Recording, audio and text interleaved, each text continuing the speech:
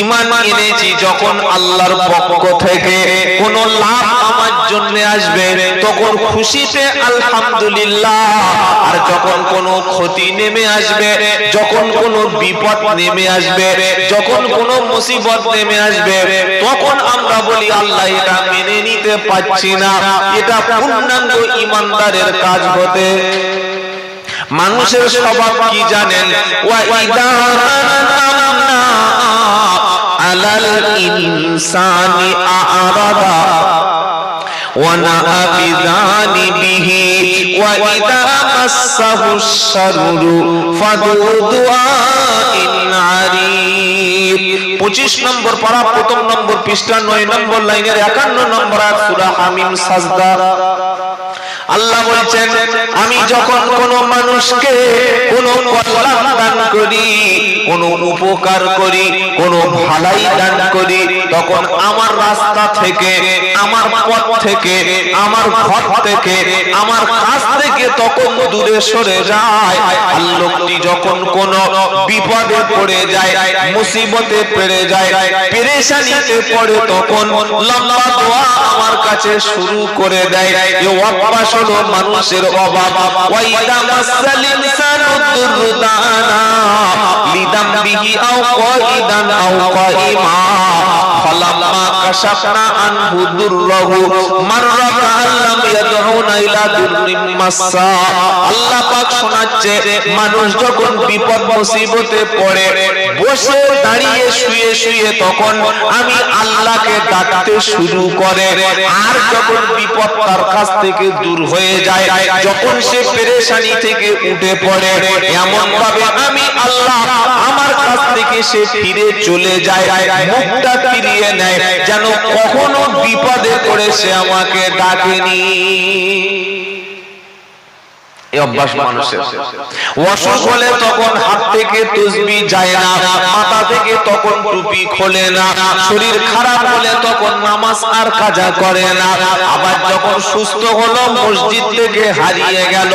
বিয়ের আগে খালি বিবির পেটে যখন বাচ্চা ছিল, ফজরে সবাই দেখেছে জোহরে আছে, আসরে মাগরিবে ইশায় আছে, রাত 12টার সময় উঠে তাহাজ্জুদের নামাজ কাজা করছে না। সকলে বলছে খুব সুন্দর খাঁটি মুসলমান, লোকটি মনে হয় হেদায়েত হয়ে গেছে। দোয়া করছে, রব্বানা বিবির পেটে বাচ্চা যেন কন্যা সন্তান হয় না, আমার বাচ্চা যেন সুস্থ থাকে। কারণ আগের বউটা বাচ্চা হতে গিয়ে মারা গেছে। রব্বানা এই বিবিটা যেন সুস্থ থাকে, যেন কোন রকমের বিপদ আপদ হয় না। বাচ্চা যখন হয়ে গেল, 7 দিন বয়সে বাচ্চার আকিকা হলো, আর মসজিদে কেউ দেখতে পাচ্ছে না। সবাই বলল, কিরে বাবলু ভাই, মসজিদে কেন যাচ্ছিস না? বলল, যেটা চাচ্ছিলাম সেটা পেয়ে গেছি, এখন যাওয়া লাগবে না। কি চিটিং বাজ একবার ভালো, কত বড় ধরনের প্রতারক। চাকরি যখন পায় নাই, একটু হালকা আমার দিকে দিন। চাকরি যখন পায় নাই, ইন্টারভিউ হওয়ার আগে শুধু তাহাজ্জুদের নামাজ পড়েছে, ফজরের নামাজ পড়ে সবাই যখন বাড়ি চলে গেছে, ওই ইশরাকের আউগির নামাজ পড়ে, দুরাকাত নামাজ পড়ে, আবার কোরআন তেলাওয়াত করে শুধু একটানা কেঁদে গেছে আর বলেছে, হালকা করে, হালকা, হ্যাঁ বেশি দিলে ঠান্ডা লেগে যাবে, বেশ বেশ বেশ ঠিক আছে, এবার ঠিক আছে। 5 ওয়াক্ত নামাজ পড়েছে আর কেঁদে বলেছে, রব্বানা এত লেখাপড়া শিখেছি, চাকরিটা পেয়ে গেলে নামাজ কাজা করব না, আমি কোনোদিন তাহাজ্জুদ ছাড়ব না। চাকরিটা যখন হয়ে গেল, মসজিদের জুমার দিন পর্যন্ত কেউ আর দেখে না। এবার বলুন ঈমানদার, আল্লাহ বলছেন, ইন্নামাল মুমিনুনাল্লাযীনা আমানু বিল্লাহি ওয়া রাসূলিহি। প্রকৃত ঈমানদার তারা আল্লাহ এবং রাসূলের উপরে ঈমান এনেছে যারা, সুম্মা লাম ইয়ারতাবু, ঈমান আনার পরে ঈমান আনার ব্যাপারে কোনো সন্দেহ পোষণ করে না। লাভ হলে আলহামদুলিল্লাহ, আর ক্ষতি হলে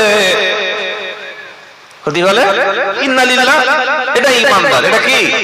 জোরে বলে, এটা ইমানদার। যখন অসুস্থ হলো হসপিটালে শুয়ে শুয়ে আল্লাহ আল্লাহ ইল্লাল্লাহ ইল্লাল্লাহ ইল্লাল্লাহ, হসপিটালের বেড কাঁপিয়ে দিচ্ছে, না গিয়ে বলছে এটা মসজিদ না এটা হসপিটাল, বলছে আল্লাহ আল্লাহ আল্লাহ আল্লাহ, হসপিটাল যেন ছাদ ফেলে দেবে, উড়িয়ে দিচ্ছে, এত জিকির করছে। ফেরেশতারা বললে এত বড় ওলি চলে এলো হসপিটালে, কিন্তু আব্দুল কাদের জিলানীর খালাতো ভাই হসপিটাল থেকে যখন ছুটি হলো আর বাড়িতে গিয়ে নামাজ নাই রোজা নাই, এটা কিন্তু প্রকৃত ইমানদারের কাজ না। প্রকৃত ইমানদার কাজ কি? আল্লাহকে যখন ধরে, কোরআন যখন ধরে, ঈমান যখন আনে, নামাজ যখন ধরে, দিন যখন ধরে, মরণ পর্যন্ত ছাড়ে না। আর মরণ পর্যন্ত আঁকড়ে ধরে যারা, ওরাই হলো প্রকৃত ইমানদার। জোরে বলুন সুবহানাল্লাহ।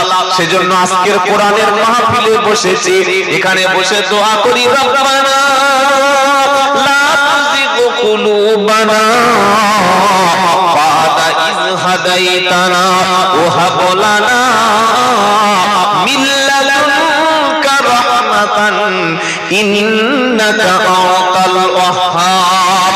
রব্বানা, একবার যখন হেদায়েত পেয়েছি, সুন্দর টুপিটা মাথায় পরে নিয়েছি, ওযু করে এশার নামাজ পড়ে নিয়েছি, দ্বীনের জন্য কোরআনের জন্য বসেছি, রব্বানা মালাকুল মউত আসার আগ পর্যন্ত আর কখনো তোমাকে ছাড়ব না ইনশাআল্লাহ। বলি জীবনে কতবার আল্লাহর সঙ্গে চিটিংবাজি করেছে হিসেব আছে? কতবার চিটিংবাজি করেছে? ঈদের দিনে এত সুন্দর পাগড়ি, এত সুন্দর পাঞ্জাবি, এত সুন্দর টুপি পরবে, বাড়ির লোক মনে করলে স্বামী মনে হয় ফেরেশতা। নামাজ যখন হয়ে গেল, টুপিটা কোন গ্যারেজে চলে গেল, পাঞ্জাবিটা খুলে ফেলে দিল। এবার আসল চেহারায় ঈদের পরের দিন থেকে ফিরে আসলো।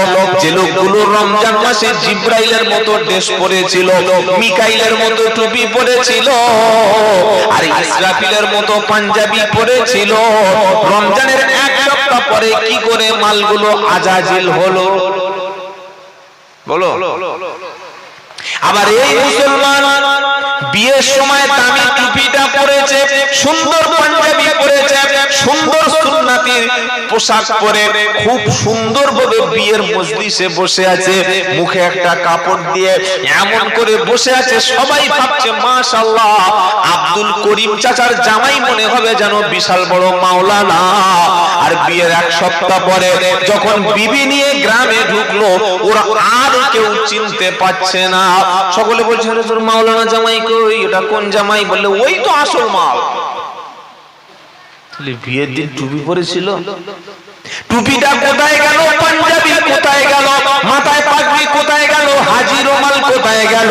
বললে ওটা ভেক ধারণ করেছিল, বেশ ধারণ করেছিল, ওটা ডুপ্লিকেট মাল ছিল। এখন যেটা দেখছো এটাই অরিজিনাল। এরকম 2 নম্বর ডুপ্লিকেট ঈমান কিন্তু চলে না। কেমন ঈমানদার হলে আল্লাহ গুনাহ ক্ষমা করবে? কোরআন শোনাচ্ছে ওয়া ইন্নী লাগাফারুল লিমান তাবা ওয়া আমানা ওয়া আমিলা সলিহান সুম্মা ইহতাদা। 16 নম্বর পারা, 16 নম্বর পৃষ্ঠা, 8 নম্বর লাইনের 82 নম্বর আয়াত, সূরার নাম তাহা। কোরআন শোনাচ্ছে ওয়া ইন্নী লাগাফারুল লিমান তাবা ওয়া আমানা ওয়া আমিলা সলিহান সুম্মা ইহতাদা। কেমন ঈমান আনলে আল্লাহ তার গুনাহ ক্ষমা করে দেবে? কোরআন শোনাচ্ছে ওয়া ইন্নী লাগাফারুল, আমি আল্লাহ অবশ্যই তার জন্য ক্ষমাশীল হব, অবশ্যই তার জীবনের গুনাহগুলি maaf করে দেব, অবশ্যই তার ভুলগুলি, তার ত্রুটিগুলি আমি আল্লাহ মোচন করে দেব। কোন ব্যক্তি? যে ব্যক্তি ওয়া ইন্নী লাগাফারুল লিমান তাবা, যে ব্যক্তি গুনাহ থেকে, অপরাধ থেকে নিজেকে তওবা করে শুধরে নেবে, আর ও আমানা, আমি আল্লাহর উপরে ঈমান আনবে, ও আমিলা সলিহা, ঈমান আনার পরে নেক কাজ করবে। ঈমান 3টে জিনিস লাগছে, আল্লাহ ক্ষমা করবে, পাপ maaf করবে, 3টে কাজের উপরে। কটা জোরে বলেন? এক নম্বর হলো ওয়াইনিলা গফফারুল লিমান তাবা, যে ব্যক্তি তওবা করবে 100 বার আস্তাগফিরুল্লাহ, সকালবেলা উঠে আমার লটারির টিকিট 100 বার আস্তাগফিরুল্লাহ, সকালবেলা উঠে সেই গাজার থেকে গিয়ে বসে থাকা 100 বার আস্তাগফিরুল্লাহ, সকালবেলা উঠে হাঁটুর উপরে লুঙ্গি পরা 100 বার আস্তাগফিরুল্লাহ, সারা জীবন আর বোরকা ছাড়বো না। পাশের ভাবির বাড়িতে ভাবির মেয়ের যখন বিয়ে হচ্ছে, এমন মেকআপ করে এমন ছোট্ট ব্লাউজ পরে বিয়ে বাড়িতে গেছে, ইমাম সাহেব আরো মাথা তুলে তাকাতে পারছে না। এটার নাম কিন্তু তওবা না। তওবার অর্থ হলো সারা জীবনের মতো খারাপ রাস্তা ত্যাগ করে দেওয়া। আল্লাহ বলছে আমি আল্লাহ তার জন্য ক্ষমাশীল হব, তার জন্য আমি আল্লাহ গফুরুর রহিম হব। ওয়া ইন্নী লাগফারুল লিমান তাবা, যে ব্যক্তি প্রথম শর্ত হলো তওবা করবে। দ্বিতীয় ও আমানা, তওবা করার পরে আমি আল্লাহ আমার উপরে পরিপূর্ণ ঈমান আনবে। আর তৃতীয় ও আমিলা সালিহা, ঈমান আনার পরে নেক কাজ করবে। কি কাজ? নেক কাজ, ভালো কাজ। ভালো কাজটা বুঝবো কি করে? ভালো কাজ বুঝবো কিভাবে? কাজটা হবে আল্লাহর খুশির জন্য আর নবীর তরিকায়। আল্লাহর খুশির জন্য নবীর তরিকায় যে কাজগুলি হয়, এটাই হলো ভালো কাজ। তিনটি কাজ যারা করবে, আল্লাহ বলছে সুম্মা হাদাদা, তওবা করবে, ঈমান আনবে, ভালো কাজ করবে, আর ভালো কাজের উপর জমে থাকবে মরণ পর্যন্ত যারা, তারাই কিয়ামতে জান্নাত পাবে। আমি আল্লাহ তাদের গুনাহ ক্ষমা করে দেব। যখন ভালো লাগবে ছুটে গিয়ে মসজিদে ঢুকে পড়বো, যখন বিপদে পড়বো ঘন ঘন মসজিদে যাব, আর বিপদ কেটে গেলে আল্লাহর রাস্তাটা ভুলে যাব। এই 2 নম্বর ঈমান দিয়ে কাজ হবে না। কথা মনে থাকবে ইনশাআল্লাহ। আমরা কোরআন কখন বাড়িতে পড়াই বলেন? বাপের যখন মরণের সময় হয়ে আসবে, মায়ের যখন রোগটা বেড়ে যাবে, যেদিন ঘর চাপা হবে, মিলাদ দেব, দোকানটা উদ্বোধন হবে, সেদিন হাফেজ সাহেবকে ডেকে এনে পাশে বসিয়ে এক খতম পড়িয়ে নেব। দোকান উদ্বোধন হয়ে গেল, ওই দোকানে সুদের কারবার চলছে, ওই দোকানে 2 নম্বরই ব্যবসা চলছে, ওই দোকানে 2 নম্বর মাল বিক্রি হচ্ছে, ওই দোকানে গান বাজনা চলছে, আর খালি নামাজের পরে বলছে রব্বানা দোকানের মধ্যে তাবিজ দিলাম কেন বরকত হয় না? আল্লাহ বলছে শোনো, যে কোরআন দিয়ে তুমি দোকান উদ্বোধন করলে, ওই কোরআন তোমার দোকানের ব্যবসার ক্ষেত্রে যখন তুমি ব্যবহার করছো না, কোরআন দিয়ে দোকান উদ্বোধন হবে, ব্যবসাতে কোনো বরকত থাকবে না। তোমার ঘর চাপার সময় তুমি হাফেজ ডেকে বাড়িতে কোরআন পড়িয়েছো, পড়িছি না পড়াই নাই? আর বাড়ির মেয়েরা কি করে জানেন? জ্যান্ত লাল মোরগ জবাই করে রক্তটা ওই জায়গায় ফেলতে হবে। কোন জায়গায়? যেখানে ঘর চাপা হবে প্রথমে রক্ত দেয়। আবার কেউ কেউ দেখেছি কোন কোন মুসলমান, ফ্যানটা ঘুরে যাচ্ছে একটু হালকা আমার দিকে দিন, গরমে মরে যাবো, একটু হালকা হালকা বেশ বেশ ঠিক আছে। কিছু কিছু মুসলমান দেখেছি যখন ঘর চাপবে, মানে ঘরের ভিত দেবে, 4টে ইট ইমাম সাহেবের কাছ থেকে পড়িয়ে আনে। দেখেছেন না? 4টে ইট পড়িয়ে আনলো, বলে হুজুর এমন করে দেবেন যেন জিন, খবিস, ভূত, পেতনি, শয়তান, দুশমন কেউ ঘরে আসে। ইমাম সাহেবের কাছে ইট নিয়ে গেছে। আমি দেখি একদিন বাড়িতে আছি, আমি একটা মসজিদে জুমা পড়াই, একদিন ফজরের নামাজের পরে একটু শুয়ে আছি, দেখি বারবার ফোন করছে। কে ভাই? বললে হুজুর চলে এসেছেন। কোথায় রে? বলে বার হয়ে দেখো। বাড়িতে উঁকি মেরে দেখি 4টে ইট নিয়ে বসে আছে। কি হলো? ইট কি মাথা মারবেন নাকি? বলে না হুজুর, মাথায় মাথায় পড়বে না, 4টে ইট আপনি ফুদিয়ে দেবে। এর লাভ কি আছে? সর্বনাশ, লাভ বোঝেন না? 4টে ইট ঘরের 4 কোণে থাকলে, আর আপনার যা হুজুরদের ফুক মানে বিশাল ব্যাপার। 4টে ইট যদি ঘরে পুঁততে পারি, জিন, খবিস, দুষ্টু, জিন, বদমাশ, পেতনি, মানুষ, শয়তান কিছু কাছে আসবে না। তাই দিলাম ভালোই ব্যবসা। যদি 2 মিনিটে আমি 1000 টাকা ইনকাম করতে পারি, এর চাইতে বড় ব্যবসা কি আছে? ফালাক, নাস, ইখলাস আর কাফিরুন চারটে পড়ে চারটে মাল ঠুঁট দিয়ে দিলাম। যাওয়ার সময় 500 টাকা দিয়ে চলে গেল, দারুণ লাভ হয়ে গেল। সকালের বাজারটা হয়ে যাবে, দুপুরের বাজারটা। এইবার ইট পড়ে নিয়ে গিয়ে জানতে পারলাম পরে ওই ইটের তলায় আবার ছোট্ট একটু সোনা দিয়েছে। সোনা, স্বর্ণের কোন একটা অংশ মা বা ওর চাচি বা দাদি বলেছে যে ঘর ভিত করার সময় সোনা দিতে হয়। কি বলছি বুঝতে পারছো? তার 15 দিন পরে ঘরের বেসটা তুলেছে, মোটামুটি 2 ফুট মতো হয়েছে। বিম দেওয়ার পরে, টাই বিম দেওয়ার পরে দেখি একটা 30 ফুট বাঁশ পুঁতে মাথায় ঝাঁটার একটা জুতো টাঙিয়ে দিয়েছে। এই জুতো আর ঝাঁটা কেন? এই কারণটা কি? বলছে না এটা দিতে হয়। আরে কারণটা বল না, এটা দিতে হয়।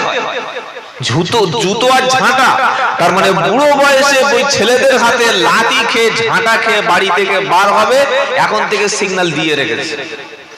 কথা বুঝতে পেরেছেন? কতটা কুসংস্কার এই মুসলমানের দিকে একবার ভাবো। এই কোরআন দিয়ে ঘর উদ্বোধন করছে, কোরআন দিয়ে ঘরের ভিত ফেলছে, কোরআন দিয়ে বাড়িতে দোকান চাপছে, কোরআন দিয়ে নতুন গাড়ি চালিয়ে নিচ্ছে, কিন্তু ওই কোরআনটা ব্যক্তি জীবনে আমল নাই। এটা তো কোরআনকে অপমান ছাড়া কিচ্ছু নয়। তাই নিয়ত করি, যে কোরআন দিয়ে ঘর উদ্বোধন করেছি, যে কোরআন দিয়ে দোকান উদ্বোধন করেছি, যে কোরআন দিয়ে আমি নতুন ঘরের ভিত দিয়েছি, গোটা জিন্দেগিটা ওই কোরআনের উপর চলবো বলি ইনশাআল্লাহ। যদি চলতে পারি তবে আমি মুসলমান, আর যদি না চলি আমি হলাম সবচাইতে বড় নাফরমান। এটা মনে থাকবে বাবা। কোরআনের সাথী যারা, কোরআনের খাদেম যারা, কোরআনের আলেম যারা, কোনোদিন তাদের সঙ্গে শত্রুতা করবেন না। জীবনে কোনোদিন কোন আলেমের পরামর্শ ছাড়া একটা পা তুলবেন না। ও তুললেই ফাঁসতে হবে, তুললেই আপনার জীবন ক্ষতির মধ্যে চলে যাবে। এটা মাথায় থাকে যাবে। কারণ আলেমরা যারা হাক্কানি আলেমে দ্বীন, তারা হলেন নবীদের ওয়ারিস, নবীদের সন্তান। তারা আল্লাহর নবী যেটা বলতেন, নবীর যে দায়িত্ব ছিল, সেই দায়িত্বটা উলামায়ে কেরাম আপনার কাছে হুবহু পৌঁছে দিচ্ছে। তাই হাক্কানি আলেমের বিরোধিতা করা মানে, হাক্কানি আলেমকে অপমান করা মানে আল্লাহর রাসূলকে ইনডিরেক্টলি অপমান করা। আজকে সমাজের মানুষ আলেমকে কোন জায়গায় নিচে নামিয়েছে জানেন?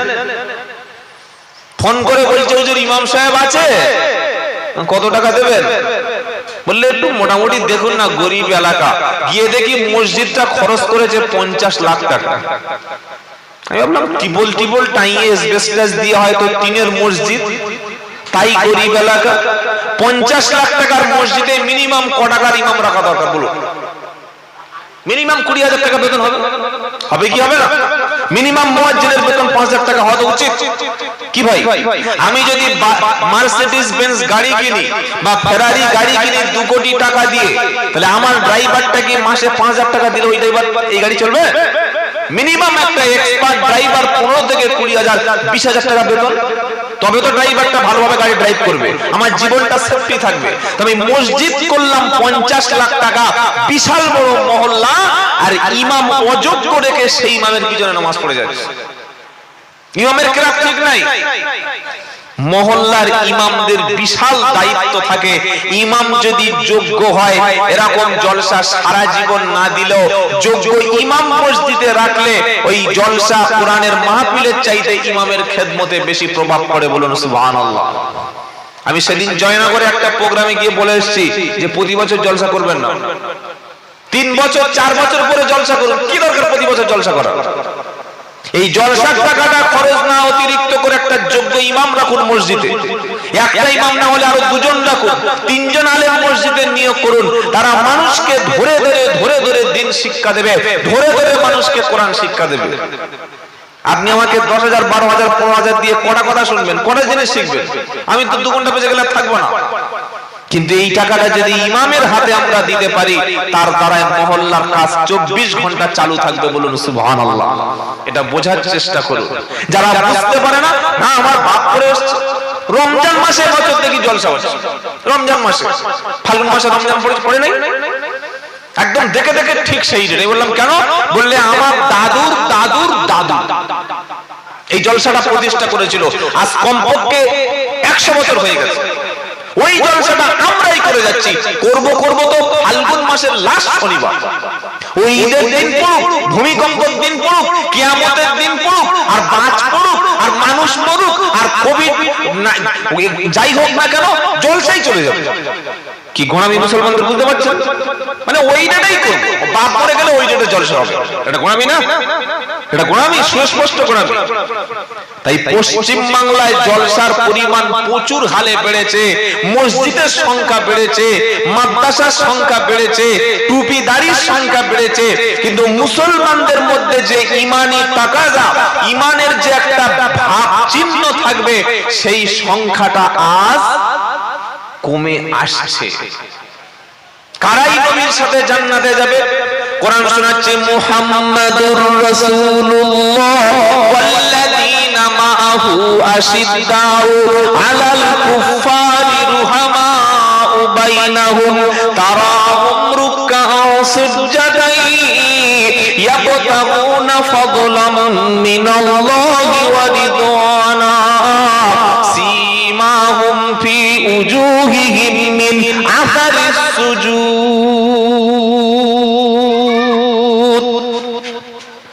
26 পারা সূরা ফাতির 29 নম্বর আয়াতে আমার আল্লাহ শুনিয়ে দিচ্ছেন মুহাম্মাদুর রাসূলুল্লাহ।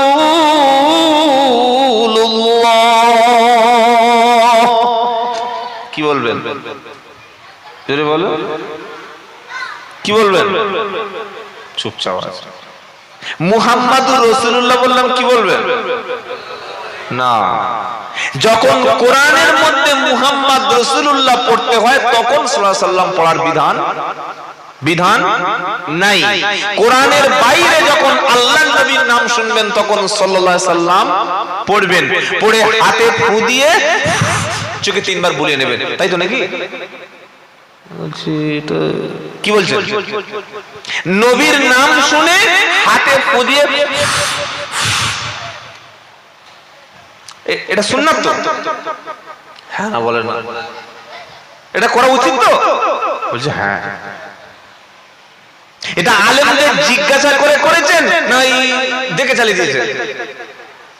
এই হাতে জীবাণু, জার, ব্যাকটেরিয়া, ছত্রাক, বাতাসের মধ্যে বিভিন্ন দূষিত পদার্থ হাতে লেগে আছে না নাই? জোরে বলুন। চোখ হলো সূক্ষ্ম একটা বস্তু, আল্লাহর নেয়ামত। ইসলাম পালন করতে বলেছে কিন্তু বাড়াবাড়ি করতে বলে। মুহাম্মাদুর রাসূলুল্লাহ সাল্লাল্লাহু আলাইহি ওয়াসাল্লাম মুখ থেকে কি বার হলো? কার্বন ডাই অক্সাইড, বিষ, দূষিত পদার্থ। ওটা কোথায় গেল? হাতে। থুতুর মধ্যে জীবাণু লেগে আছে, জার লেগে আছে, ব্যাকটেরিয়া লেগে আছে, ওটা নিয়ে চোখের মধ্যে ঘষে দিলেন। 3 বছর পরে গিয়ে দেখছি মালটা কানা হয়ে গেছে। কি হলো? কি হলো? তোমার সে কই রাসূল সাল্লাল্লাহু আলাইহি ওয়াসাল্লাম তো বাঁচাতে এলো না? না, নবী এরকম গাধার মতো আমল করতে বলেছে? ইসলাম একটা সায়েন্টিফিক ধর্ম। আপনি কিচ্ছু জানেন না, লা ইলাহা ইল্লাল্লাহ আঙুল ঘষতে বসে আছে। তো মুহাম্মদ সাল্লাল্লাহু আলাইহি ওয়াসাল্লাম নাম শুনে যদি চোখে আঙুল 3 বার ঘষতে হয়, আল্লাহর নবী চাইতে আল্লাহ তো কোটি কোটি কোটি কোটি কোটি গুণ বেশি। আল্লাহর নাম শুনে কবার চোখের মধ্যে আঙুল দিয়ে চোখ কানা করে দিয়েছেন? বলুন, এগুলো বাড়াবাড়ি। মুহাম্মদ নাম শুনবো, সাল্লাল্লাহু আলাইহি ওয়াসাল্লাম বলবো, ইনশাআল্লাহ বলেন, এটাই আমার।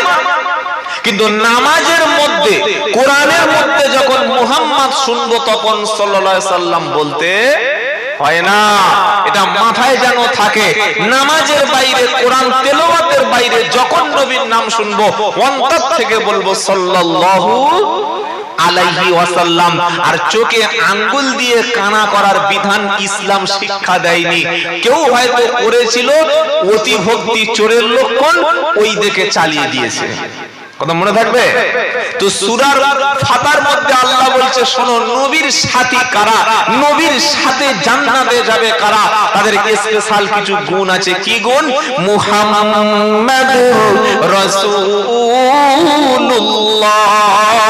ওয়াল্লাযীনা মাআহু আশিদ্দাউ আলাল কুফফারি রুহামাউ বাইনাহুম তারাহুম রুকআ সুজদাই ইয়াবতাগুনা ফাযলাম মিনাল্লাহি ওয়া রিদওয়ানা। আমার আল্লাহ পাকের ঘোষণা, মুহাম্মদ বলেন আল্লাহর রাসূল। বলুন সাল্লাল্লাহু আলাইহি ওয়াসাল্লাম। কার রাসূল? কার পাঠানো রাসূল? আল্লাহর রাসূল। মুহাম্মদ নিজে থেকে কোনো কিছু বলেন না।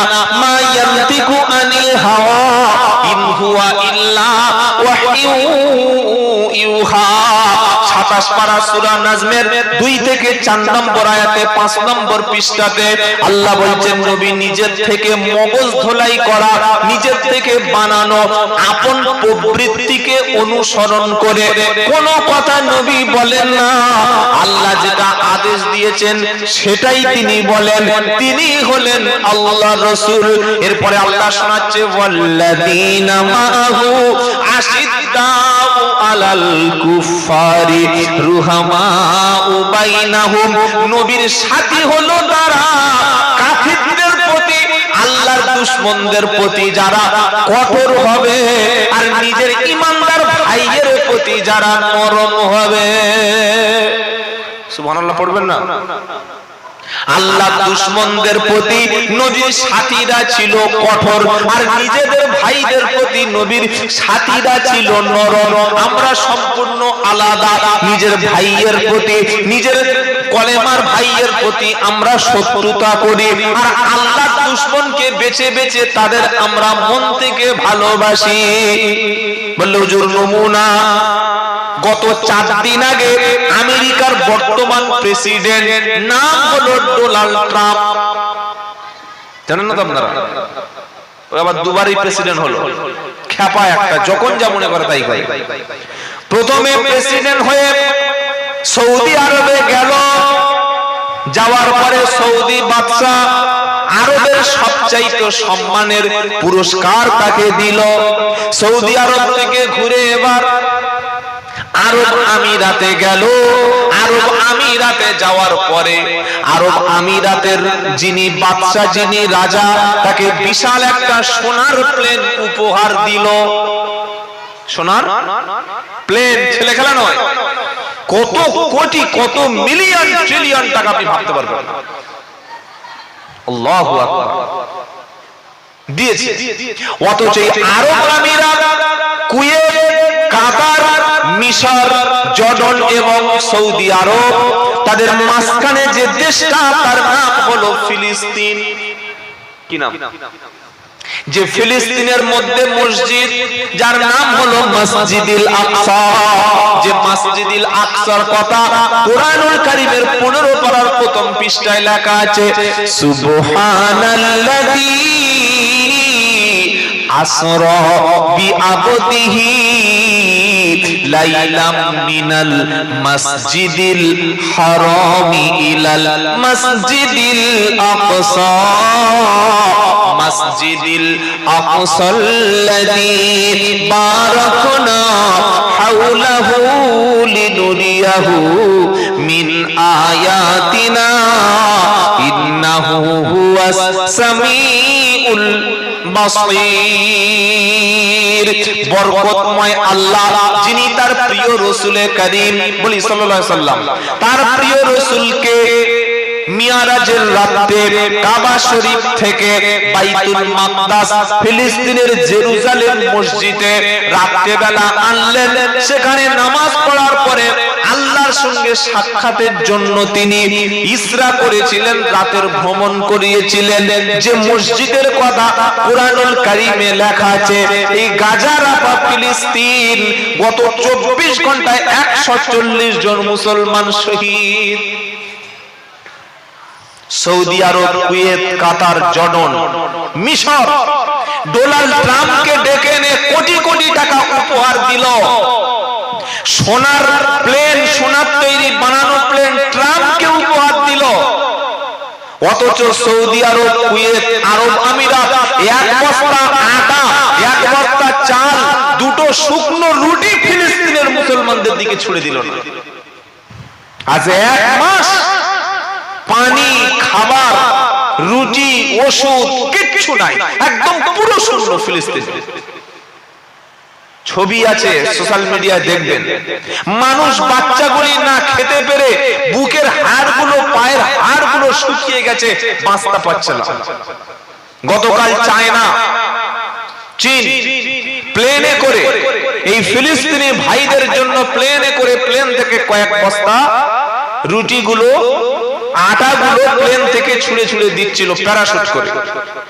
তো সকাল থেকে একজন ব্যক্তি তার পরিবারের জন্য দাঁড়িয়ে আছে, যদি একটা বস্তা আটা যদি আমার নসিবে অন্তত জোটে, তাহলে আমি অন্তত এক সপ্তাহ আটা দিয়ে আমার ফ্যামিলিটা চালাতে পারবো। আর কোনো খাবার নাই, পানি নাই, ওষুধ নাই, ট্যাবলেট নাই, ক্যাপসুল নাই, কোনো পানি নাই।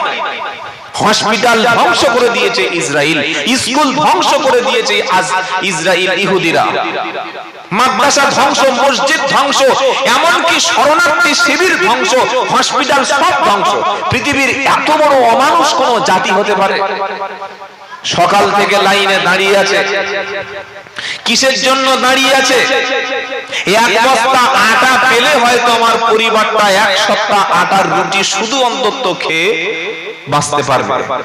লাইনে দাঁড়িয়ে আছে, উপর থেকে চায়নার বিমান, চীনের বিমান ফিলিস্তিনে প্যারাশুট করে যখন নামাচ্ছিল আটার বস্তাটা সবে ধরতে যাবে, ঠিক এই সময় ওই ইসরায়েল ইহুদিরা চির সন্ত্রাসী, মানবতার দুশমন, বিশ্বের দুশমন, মুসলমানদের দুশমন, আমেরিকার মদদে গণহত্যা চালাচ্ছে গাজায়।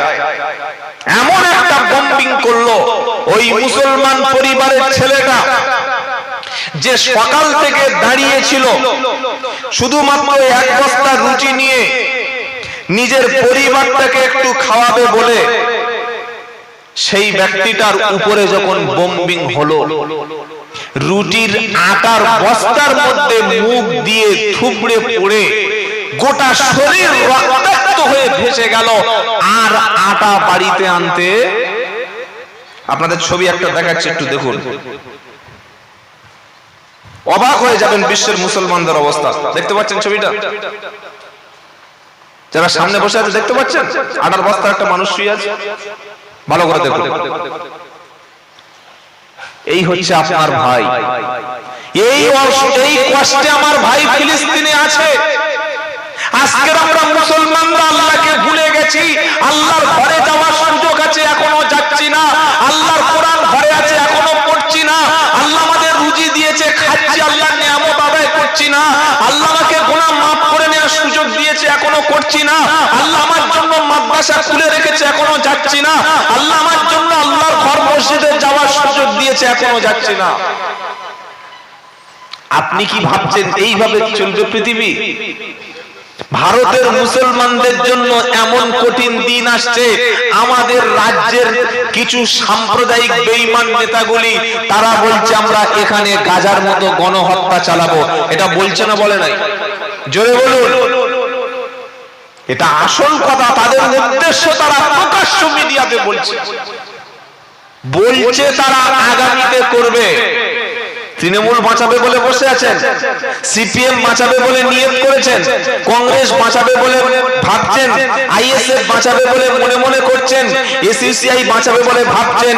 আমি আব্দুল্লাহ জুবায়ের বলছি, বর্তমান বিশ্বে মুসলমানদের আল্লাহ ছাড়া আর কেউ, জোরে বলেন, এটা বিশ্বাস যদি না হয়, সেদিন সামনে আসছে যেদিন সবাই মিলে গণহত্যা চালাবে, আপনাকে খবর নেওয়ার, আপনার খবর বাইরের রাষ্ট্রে যাওয়ার কোনো খবর থাকবে না। তাই নিজের ঈমানের উপরে মেহনত করুন, আল্লাহর সঙ্গে সম্পর্ক তৈরি করুন।